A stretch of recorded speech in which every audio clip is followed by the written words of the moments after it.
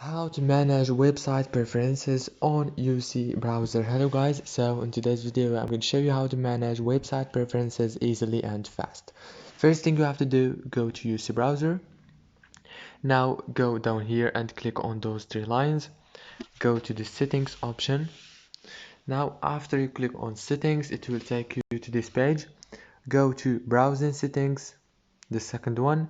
Now scroll all the way down until you find website preferences.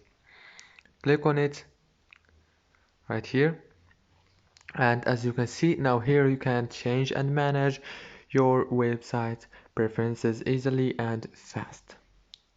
If this video was helpful, please don't forget to like and subscribe, and thank you so much for watching this video until the end.